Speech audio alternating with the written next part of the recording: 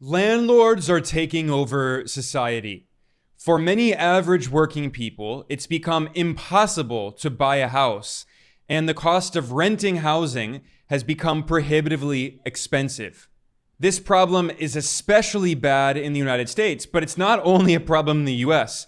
It's a problem in many countries around the world, especially in Western countries, in North America and Europe, whose economies have become financialized. In the United States, for instance, the largest landlord is not an individual. It's a massive Wall Street investment firm, Blackstone, the private equity fund. Blackstone owned more than 300,000 rental housing units as of 2023. The number has only increased since then. And Blackstone and other Wall Street investment funds have been gobbling up residential housing, and then they ratchet up the cost of rent, which has fueled homelessness as many people are being evicted from their homes. And by the way, the billionaire CEO of Blackstone, Stephen Schwarzman, who's the highest paid CEO on Wall Street, was one of the main funders of Donald Trump's 2024 presidential campaign. And now that Trump has returned as US president, this gives this billionaire, Stephen Schwarzman, and Blackstone a lot of influence in Trump's policymaking. And of course, Trump has been massively cutting taxes on the rich, on billionaires like Stephen Schwarzman, who helped to fund his campaign. And the US government is implementing many other policies that benefit these corporate landlords on Wall Street who are gobbling up houses all across the country. Business Insider reported in 2022 that US institutional investors purchased 25% of the homes flipped in the third quarter of 2022. Flipping a home means when an investor buys up a home, usually an old dilapidated home, and then maybe invest a few $1,000s in renovating it, and then they sell it and they make huge profits of tens of thousands or even hundreds of thousands of dollars. And it's not mom and pop people doing this. More and more, it's institutional investors, many from Wall Street. Business Insider reported that investors accounted for 44% of the purchases of flips in the third quarter of 2022. And this problem's only getting worse. CNBC reported that Wall Street financial firms have purchased hundreds of thousands of single-family homes since the Great Recession that Wall Street caused in 2008 and 2009, that also led millions of Americans to lose their homes in the first place. So Wall Street is responsible for so many of these problems. And CNBC recorded an incredible statistic estimating that institutional investors may control 40% of US single-family rental homes by 2030. These are the new feudal lords. These are corporate landlords that are gobbling up homes in the US. And the US government has played a role in supporting these private equity funds and other Wall Street firms that are buying up all of these homes, these Wall Street landlords. CNBC noted that the single-family rental industry got its start with US government backing in the fallout after the 2008 financial crisis that once again was caused by Wall Street. And this report quoted the California Congressman Ro Khanna, who said, quote, "What's outrageous is your tax dollars are helping Wall Street buy up single-family homes," end quote. The New York Times published an article that explained how Wall Street financial firms are buying up basically all of the residential homes in entire blocks in neighborhoods in the US. And the New York Times showed the example of a small neighborhood in Charlotte, North Carolina called Bradfield Farms that has 34 homes. And investors have bought up 33 of those homes. All of them except for one now are owned by investors who are renting out these homes. And of course, they massively increased the cost of rent. And as the New York Times put it, quote, "A newcomer is more likely to rent a house from a corporate landlord," end quote. And the newspaper added, quote, "Wall Street has come for the starter home," end quote. The New York Times looked at several different cities where investors are gobbling up residential homes, including Atlanta, Memphis, Orlando, Tampa, Las Vegas, Houston, San Antonio. And this report noted that investors are largely targeting middle income and working class neighborhoods, especially with large Black and Latino populations.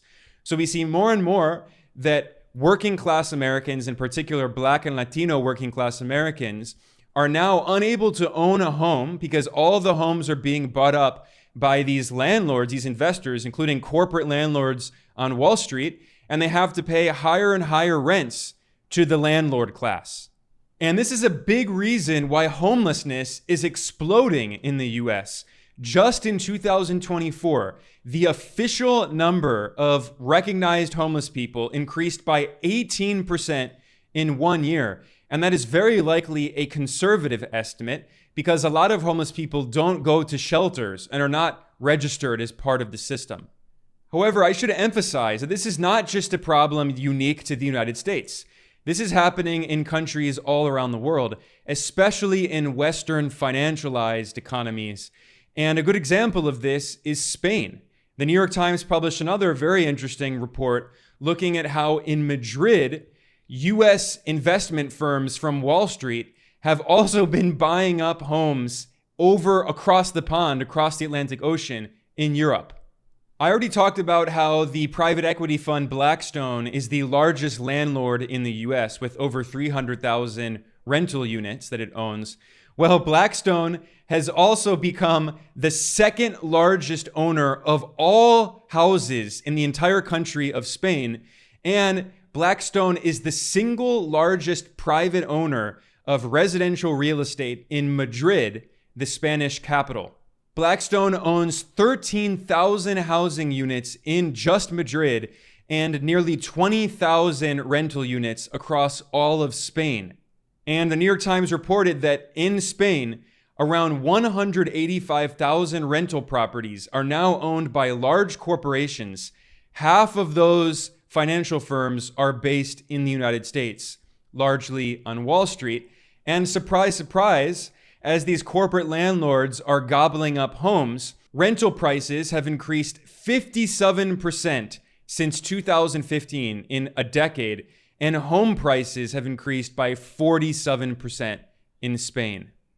So what we're seeing is that landlords are taking over society in the West in particular. And in order to discuss this today, I have the privilege of interviewing the renowned economist Michael Hudson, the author of many books, including Killing the Host: How Financial Parasites and Debt Bondage Destroy the Global Economy. And today we talk about how capitalism has evolved from industrial capitalism into financial capitalism, especially in the neoliberal era, since the rise of the free market fundamentalists like Ronald Reagan in the US and Margaret Thatcher in the UK in the 1980s. They talk about so-called free markets, but as Michael Hudson points out, when they say free markets, they mean the freedom of corporate landlords and Wall Street to buy up all of the existing assets, of monopolists to monopolize entire industries and extract monopoly rents. And Michael Hudson discusses how they are destroying the economy of the US and the broader West, and how people can fight back against these corporate landlords.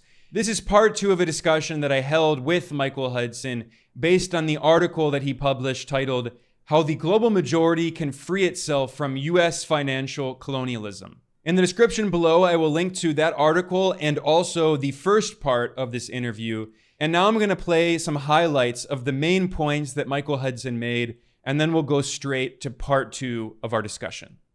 Rent is what John Stuart Mill said landlords make in their sleep. They make it without work. They do not play a productive role. When modern economists talk about the free market, they're not talking about what Adam Smith and John Stuart Mill and the others talked about.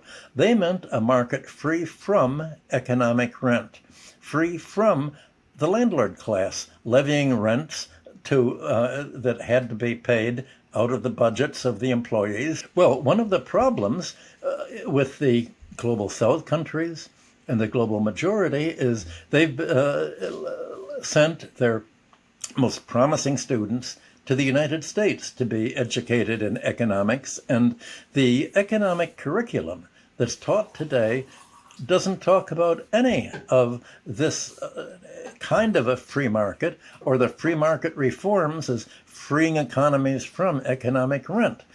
There was a counter-revolution in the United States and Europe against the industrial capitalist reforms. The rentiers fought back. What China did, the other nations, the Western nations didn't do, was it completed the industrial capitalist revolution by keeping banks and money creation in the public domain. The Western banks are unproductive lending, and China focuses on productive lending. Michael, it's always a real pleasure having you. Thanks for joining us today. So, Michael, this is the second part of our discussion. In the first part, we discussed the idea of US-centered financial colonialism that you discussed in your article. And you talked about ways in which countries can create alternatives in a more multipolar world, and how, in particular, they can challenge the debt that they're trapped in, and how ultimately it's impossible to pay off this largely dollar-denominated debt. So they shouldn't pay it. Instead, they should seek alternatives. So here in part two, we're going to talk about how landlords are taking over society and making the cost of living prohibitively expensive for working people. In order to understand why this is happening, we have to understand the idea of economic rent and how it's different from value and profit. Let's just start with a very broad question. Can you explain why you felt it was important to write this article? You described it as almost a kind of manifesto of sorts. And what is the main argument you're making about how the global majority can free itself from US-dominated financial colonialism? Well, I wrote the article because there is a tendency for the global majority, and especially for the global South, only to go halfway and not to confront the fact that for the last 200 years, ever since the Industrial Revolution, the whole dynamic of the industrial nations, Britain, France, Germany, and the United States, has been revolutionary. They've got rid of their vestiges of feudalism. They got rid of the rentier class. They defined a free market as a market free from economic rent, land rent, monopoly rent, and they wanted to reform finance, and they did many of these things. But in their foreign investment from the early 19th century on, they wanted other countries not to protect their industry, but to supply the industrial nations with raw materials, and essentially to let the countries running trade surpluses, the industrial nations, use these surpluses to obtain the money to lend to the raw materials producers and invest in their land and natural resources and public infrastructure. And so what was created was a mirror image economy. You had the world divided into two kinds of economy: a reformist industrial capitalist economy in the industrial nations, and rentier economies, largely foreign-owned, as the rentiers were foreign in the whole rest of the world that did not protect itself, did not have government strong enough to support their own industry because of the foreign domination. And these countries have never been able to go beyond the residue of foreign colonialism and financial imperialism, we can call it. And what they face is very much the same kind of problem that Britain and Europe faced. How do industrial capitalists minimize their cost of production by getting rid of all of the rentier overcharges, by essentially having the government pick up many of the economy's charges, by freeing the economy from monopolies, taxing income progressively, especially raw materials income, land income. Just the opposite is the case with the global South countries. Foreigners own their raw materials. Foreigners have essentially been able to use debt leverage to say, well, we will use the International Monetary Fund, the World Bank in the United States to lend you money so that you can afford to finance your trade deficits that come from your not industrializing. But this lending is going to be on terms that enable us to buy up your industry, to privatize your public domain, to privatize your natural monopolies and charge monopoly rent instead of providing public services, health, education, communications, transportation at subsidized rate to help make a competitive industrial economy. Unless the global majority, and especially the global South countries, restructure their economy in the same radical way that Europe restructured its economy, it's not going to be able to escape from the existing specialization of world labor and investment and economic dependency. That's really what it's all about. What is needed in terms of domestic policy for countries to be sovereign and really independent, instead of having to spend all of their tax revenues and reorganize their economy just to pay their foreign dollar debts and enable the foreign investors to send all the land rent and natural resource rent and monopoly rent out of their countries to the industrial creditor nations. Thanks, Michael. That was a great summary of your main argument. Let's talk more about this idea of the rentier class, or the rentier, some people also say. And you point out that the classical political economists, people like Adam Smith and David Ricardo, who are so often cited by mainstream neoliberal economists today, they often don't really read those political economists' work. And if you go back and read the classical political economists, you saw that they were viciously critical of the landlord class.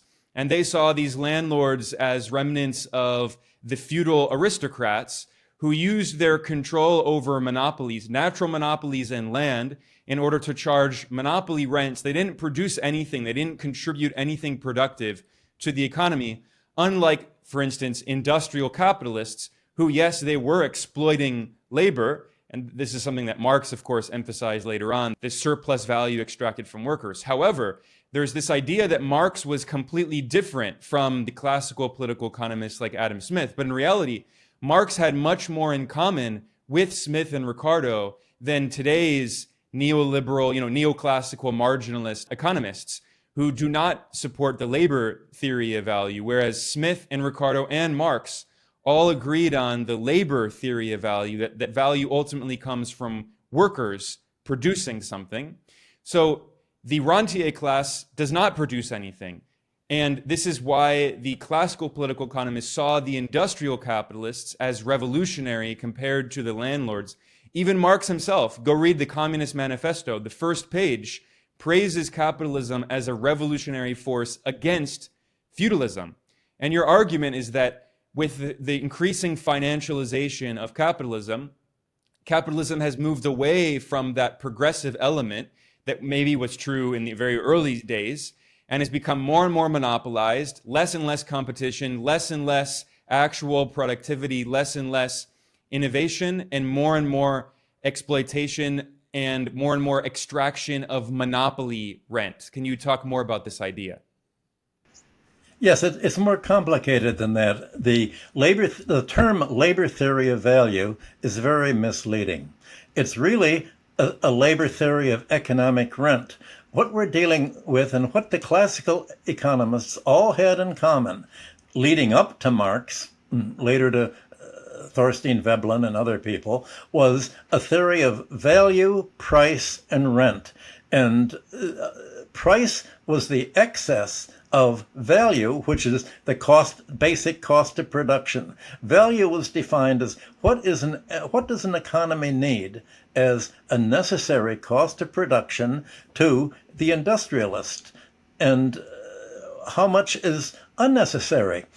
Well, what Marx described industrial capitalism as doing, looking back on the 100 years just before he wrote, was the capitalist wants to get rid of all the unnecessary costs of production, the costs that are really not part of nature, not real costs, but they're legal costs, the legal right for landlords to charge rent, instead of having the rent collected by the state as its natural tax base, which is what Adam Smith and Ricardo and John Stuart Mill and most of all Marx and the socialists developed.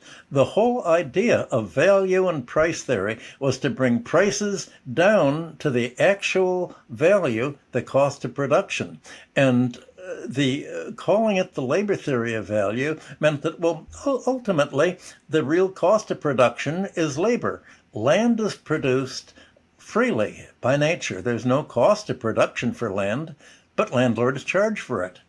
Monopolies are created by laws. They're not natural. They are monopoly privileges, often that were created in the medieval period by governments with the help of their bankers to figure out a way of extracting monopoly rents from the economy to raise the money to pay interest on the war debts that the European kingdoms took on.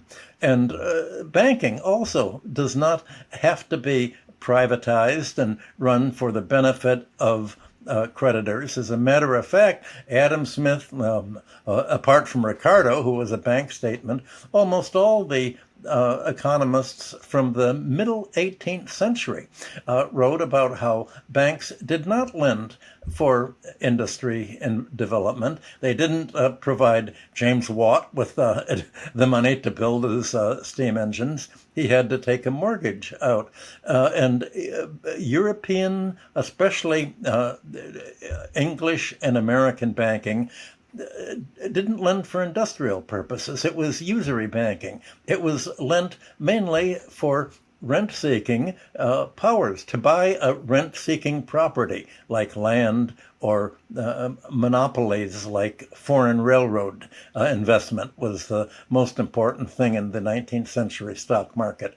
Communications, port development, road development were all things that were financed, that were added to the cost of production all sorts of monopoly charges that the classical theory of value, price, and rent wanted to get rid of. And when modern economists talk about the free market, they're not talking about what Adam Smith and John Stuart Mill and the others talked about. They meant a market free from economic rent, free from the landlord class levying rents that had to be paid out of the budgets of the employees. And as long as land was owned by the landlords, and as long as the landlords, especially in Britain, imposed special agricultural tariffs, such as the Corn Laws, that prevented Britain from importing low-priced food to feed the labor so that they could make higher agricultural rents on their land, yielding very high-priced costs. There was no way that Britain could have competed with other industrial countries. And that was the whole theme of David Ricardo. Even though he was a spokesman for the bankers, he criticized the landlord class because if England would protect its landlords, its landowners, then there would not be a division of labor. England would not be the workshop of the world. And if England were not the workshop of the world, then British bankers would not be able to make profits and interest on their major market, which was financing foreign trade and foreign exchange transfers. So the whole idea of the industrialists and the banking class working together was to get rid of the landlord land rents and monopoly rents, to make Britain so much more streamlined and competitive by bringing its prices down to the actual cost value, by getting rid of the economic rent, that they could underproduce other countries. And then by supporting free trade instead of agricultural protectionism. And this was at a time when the landlord class still controlled the House of Lords, the upper house of government, and was able to dictate its own self-interest. The whole idea was parliamentary reform to free politics from the landlord class, enabled the reformers, the industrialists and the bankers, to free markets from the power of the landlord class to impose rents, the power of the monopolists to charge high rates by getting rid of the monopolies, by enforcing competition, such as the United States did and with its anti-monopoly laws. And countries such as Germany, at the end of the 19th century, transformed banking. And instead of letting banks lend money for unproductive purposes to the needy, for basically what Marx called usury banking, Germany took the lead in industrializing banking and making money creation and bank credit focused on financing capital investment in industry, which is what enabled Germany to rise so rapidly to become an industrial power. Well, none of this occurred in foreign countries. Britain adopted free trade and made a political deal with other countries when it abolished the Corn Laws in 1846, and it told the United States, Latin America, other countries, we will let you into the British market without tariffs if you let us into your market. Why don't you buy in the cheapest market? We have a head start. We spent 100 years in giving ourselves a head start and reforming our economy so that we can provide you with industry much cheaper. Why don't you export your raw materials in exchange for our industry? It will be one happy, unified world economy. Everybody produces what they're best at. And David Ricardo made a mathematical example of British cloth exchanging for Portuguese wine. And in Ricardo's example, he was so dishonest, so rhetorical, that he made Portugal, the raw material supplier, the winner in the gains from trade. And the kind of international trade theory that's taught even down today is all based on Ricardian free trade theory. It leaves out of account the political dimension, the social dimension, the whole idea of, well, what's the role of economic rent in determining international price structures and competition? Well, one of the problems with the global South countries and the global majority is they've sent their most promising students to the United States to be educated in economics, and the economic curriculum that's taught today doesn't talk about any of this kind of a free market or the free market reforms as freeing economies from economic rent. There was a counter-revolution in the United States and Europe against the industrial capitalist reforms.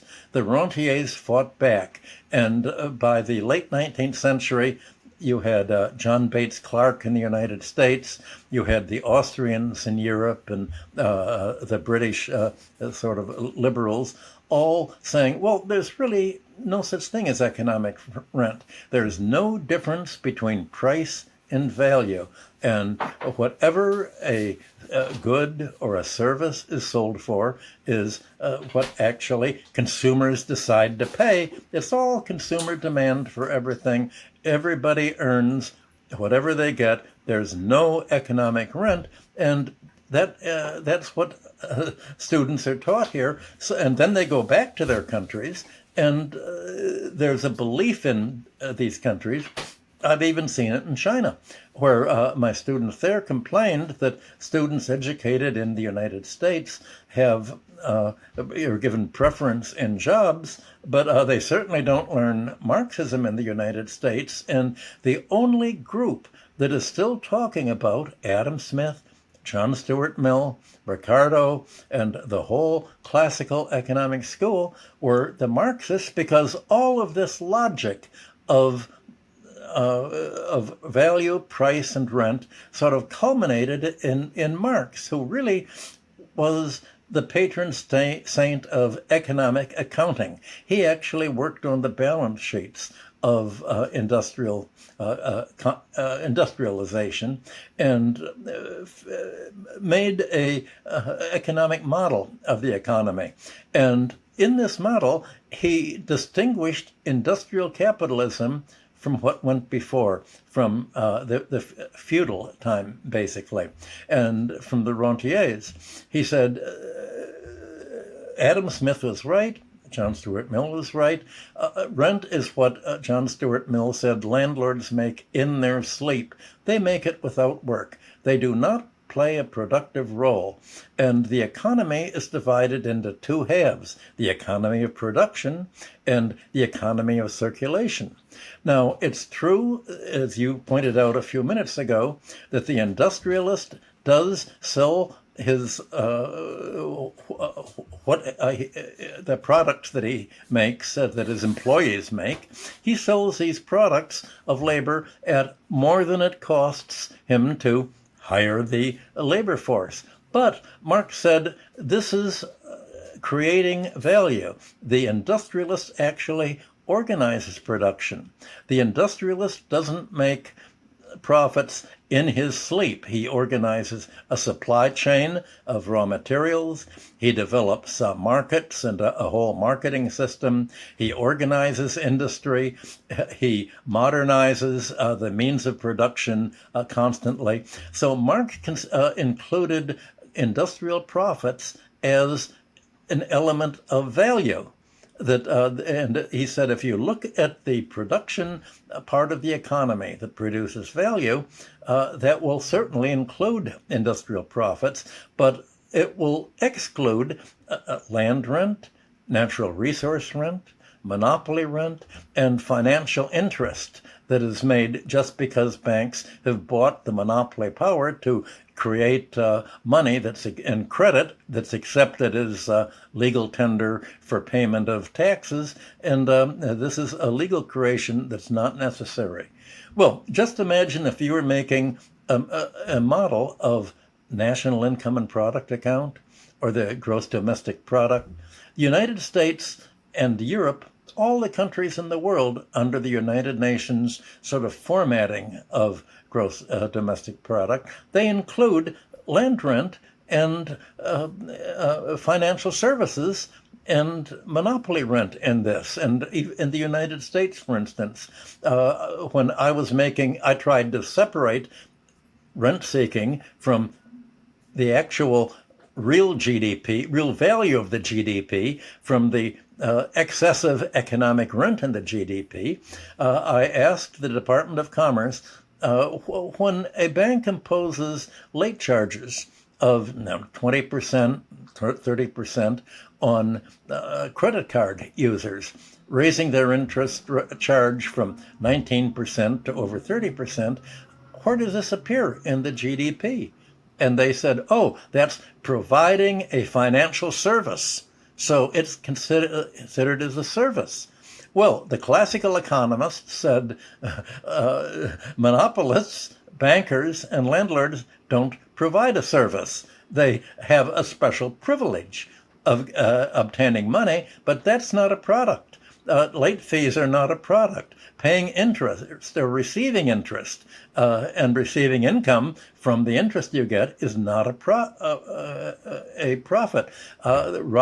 Rising housing prices that really are just the increase in the price of land not of building, but the price goes up despite the fact that the building stays what it is. All of that is not a product. It's essentially financial price inflation, and the rent of this rent of location that is going up, the land rent, is used to pay interest to the banks, and so the United States and Europe got rid of the feudal hereditary landlord class. We don't have a landlord class anymore. We've democratized housing and commercial real estate. Anybody can buy a house, buy commercial real estate, but most people have to do so by taking out a mortgage. And how do they get a mortgage? They bid against each other, and the winner is the buyer, who promises to pay the most of the land rent and other rental income to the bank as interest. So you've somehow had the Western economy turned into a rentier economy, and that's led to the deindustrialization. And unless the global South countries and global majority countries do what Britain and France and Germany and America did in the 19th century, or what China did after its 1945 revolution, they're not going to be able to have an economic alternative that is going to enable them to be competitive industrial powers in charge of their own income, instead of transferring all of the economic rent in their economy to the foreign owners, to the foreign investors in their mining, their oil industry, their public infrastructure that's all developed, and has left them with this whole superstructure of foreign debt that prevents their governments from investing to support the economy, to invest in their own new infrastructure to serve the economy instead of roads and ports for foreign investors. There's a whole structural revolution in the organization of the economy and society that's needed here, just like the whole parliamentary political system in Europe had to be restructured in order to introduce the economic reforms that made the industrial nations so much more efficient and the countries they invested in so much less efficient. Very important analysis there, Michael. What you said there reminded me of something which is the work of Giovanni Arrighi. I don't know if you knew him, the political economist who unfortunately passed away in 2009, but in 2007, he wrote a very interesting book right before the US caused a global financial crisis, which was Adam Smith in Beijing.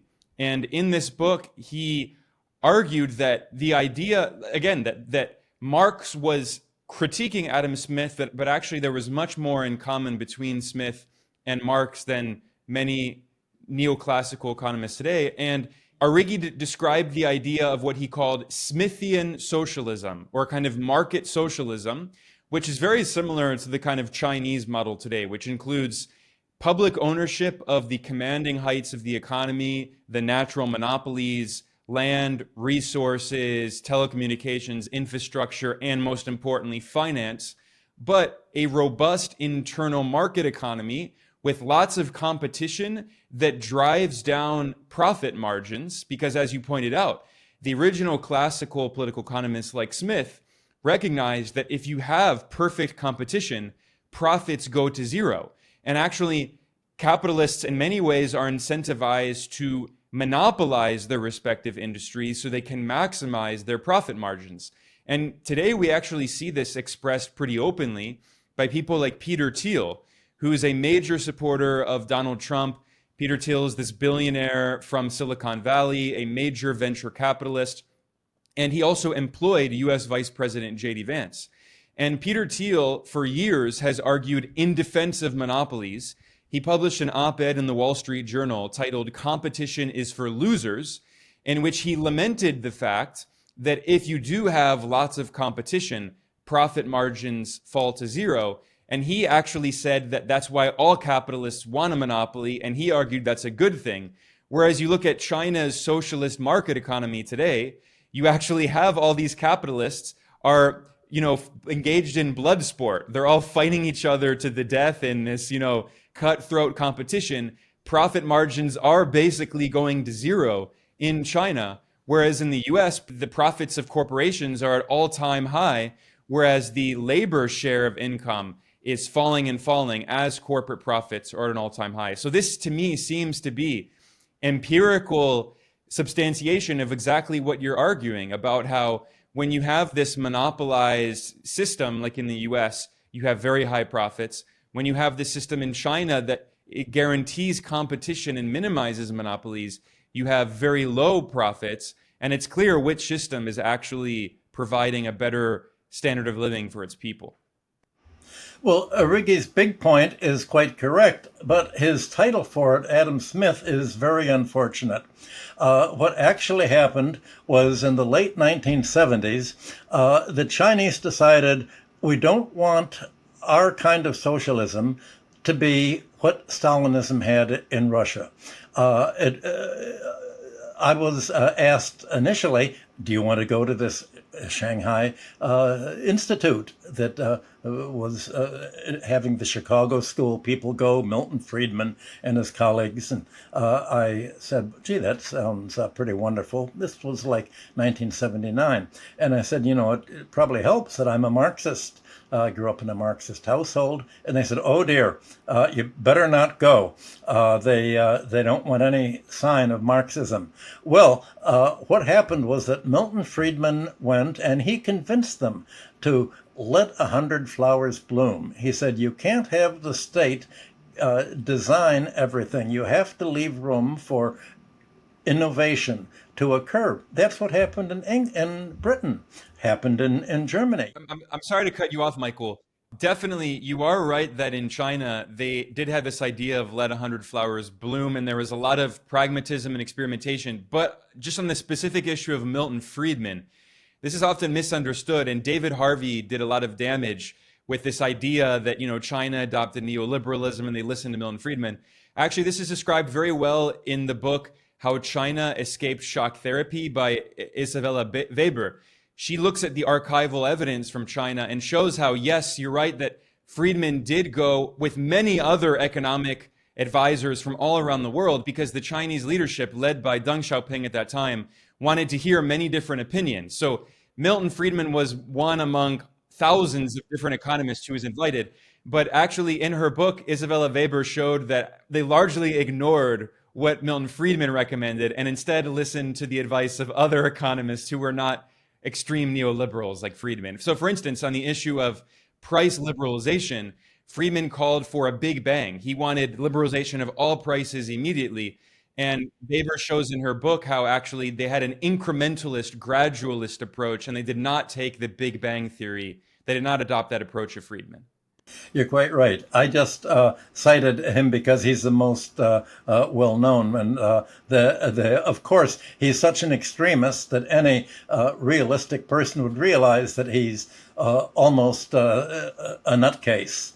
What China did, the other nations, the Western nations didn't do, was it completed the industrial capitalist revolution by keeping banks and money creation in the public domain. So in China, it's the People's Bank of China that creates money and determines who is going to get the credit and on what terms. That's not the case in the West. In the West, it's the commercial banks that determine who's going to get the money and create the credit for it. And all they're concerned about is making the quickest gain possible. And the quickest gain is possible by lending money to a corporate raider to take over a corporation, essentially splitting it up in parts, selling off its real estate and leasing it back, and paying using the sales price as a special dividend.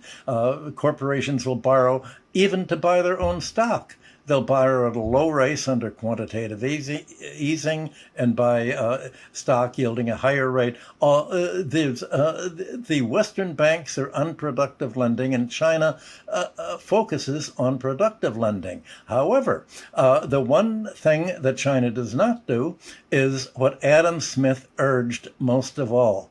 He said, you've got to avoid land rent. Land rent is the natural public source of tax revenue.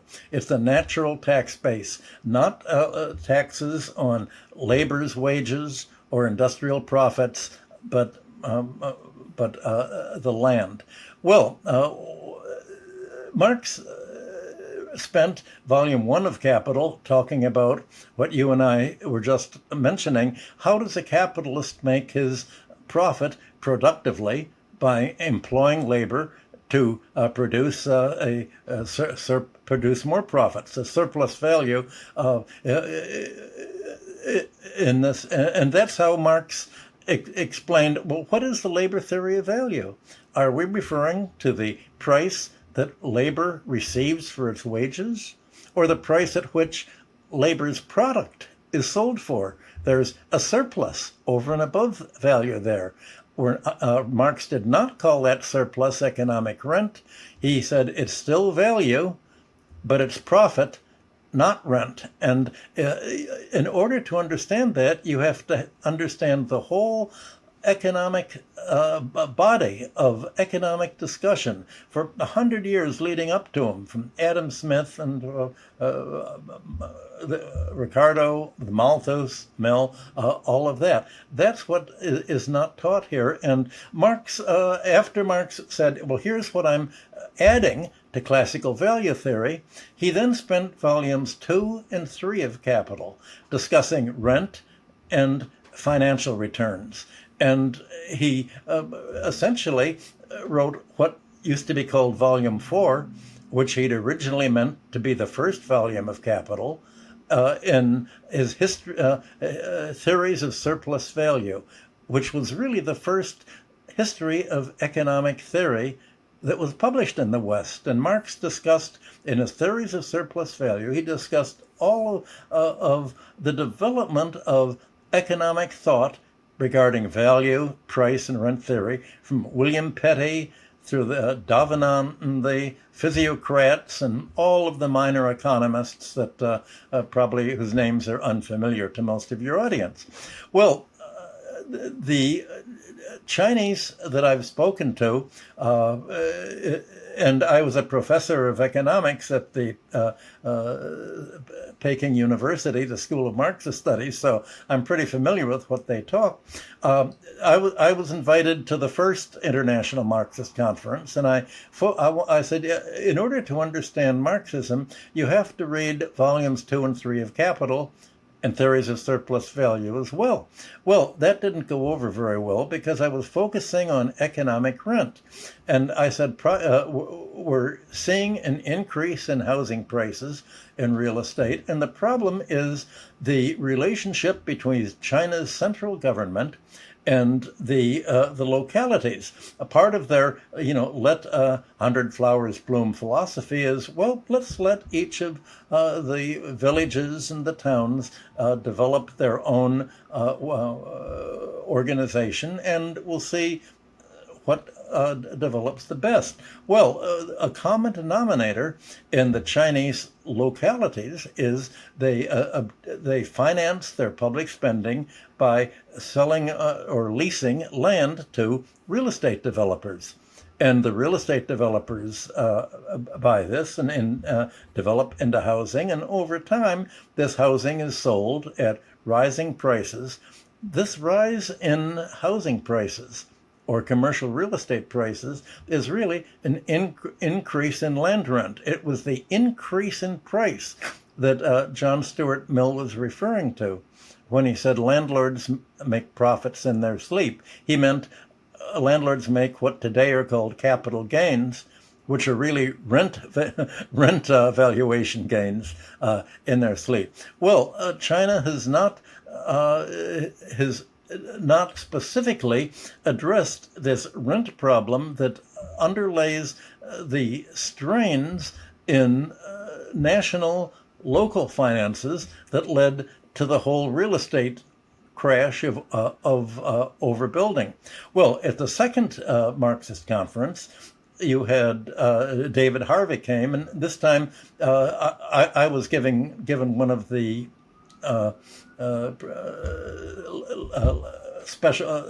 the speeches at the first conference.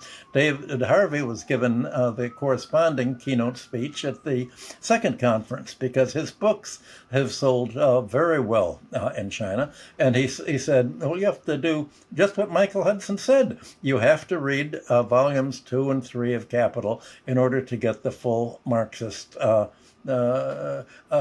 grounding in Adam Smith and classical economics. It's all one evolving system that explains why Europe developed and the rest of the world didn't, apart from the United States, that was the other protectionist industrial nation that became a creditor nation as a result. Well, David Harvey did not receive any more of a positive response than I received at it. And there's a hesitancy in China to study volumes 2 and 3. Just as in the United States, there's no discussion of classical economics. There's very little. What China has done, in a way, you could say, is to reinvent the wheel spontaneously, just by the internal logic of economic development. China has replicated the policies of continental Europe, Britain, France, and Germany, and the United States, industrial capitalism itself. It's replicated it above all in preventing monopolies, and by preventing a banking sector that has become what it was in America, the mother of trusts, by creating monopolies and funding and lobbying for the creation of monopolies, which you have under Trump's regime so far in the United States. You've under Trump for the last half year, he's abolished almost all implementation of America's anti-monopoly legislation. Well, China has done almost every prevention of rentier income, economic rent, except that of land rent, which is why so many absentee owners of real estate have developed in China, buying a property in order to rent out as landlords. And that's what led President Xi to say, well, housing should be for living. It shouldn't be an investment vehicle. If to the extent that land is an investment vehicle, it is because of land rent that's not being collected as the tax base. Well, China will say, well, we really don't need a tax base because we can create our own income. We don't need to borrow from a financial class, because when there was a revolution in the 1945 to 49, we got rid of the landlord class. We got rid of the financial class. And so the government had to just survive by creating its own money, just like the United States created greenbacks during the Civil War, for instance, or the American colonies created their own currency. This is universal. China just followed the logical path of least resistance without any opposition from a rentier vested interest that said, no, you have to make money most easily by economic rent, not by industrialization, not by investing. That was really China's advantage, but it didn't follow the number one emphasis of Adam Smith on land rent. Again, Michael, you raised so many interesting points there. It's hard to know which exactly to respond to, but I want to raise this interesting idea that we've seen become this kind of trope that's become very popular in social media today, on finance, TikTok, and Twitter, which is the idea of passive income. I'm sure you've seen this. And what's actually quite funny is you've often cited this very important quote from the 19th century political economist John Stuart Mill, who said, quote, "Landlords grow rich in their sleep without working, risking, or economizing." And then he added, "The increase in the value of land arising as it does from the efforts of an entire community should belong to the community and not to the individual who might hold title," end quote. Now, when you see the full quote, it's clear that he's saying that these landlords should not be receiving this rent income that they get, this rent extraction from simply owning this land, monopolizing this land.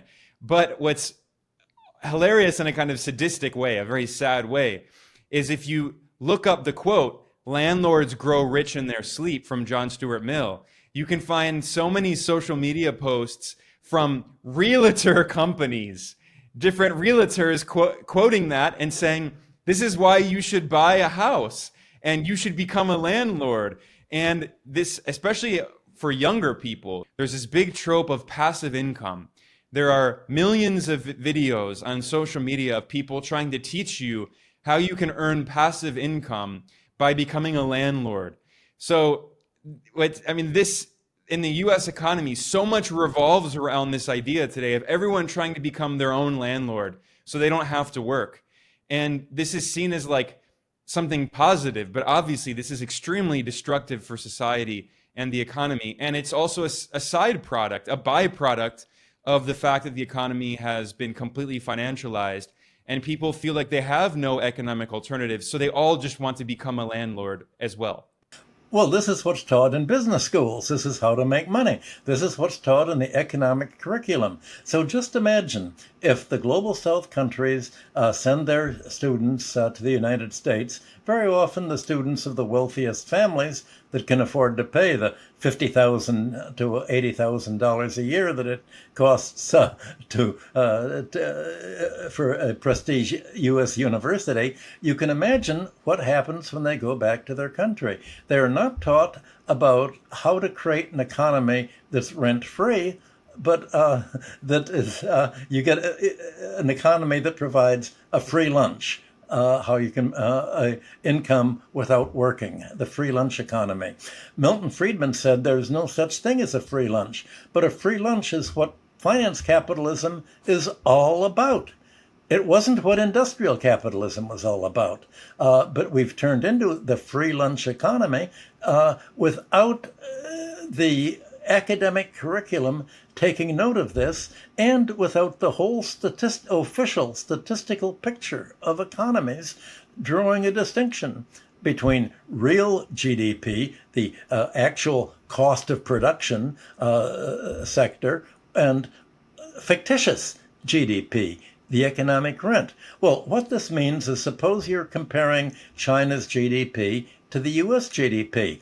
That's misleading. Of course, it shows China in the lead there, but the lead is actually much vaster than the statistics show.